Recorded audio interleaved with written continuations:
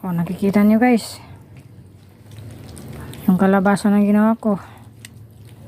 Ayan na, kumakain na sila. O, kinamay yung isa dun o. Na mga alaga ko guys ha. O, tapos na yung isa. Nandun na sa bangko. Itong isa, ayaw kumain.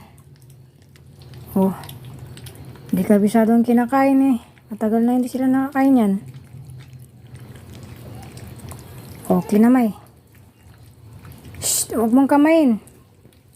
Tarang, ganyan talaga kumain yan. Kinakamay. O, tingnan nyo. Ang mga ginagastusan ko guys araw-araw. O, bankrupt na ako dyan. Yung isa doon ayaw pa kumain. Araw-araw tayong ganyan guys. Diba? Nakakapagod na magastos. Pero okay lang yan guys. At least nakakatulong tayo sa mga animals. Diba?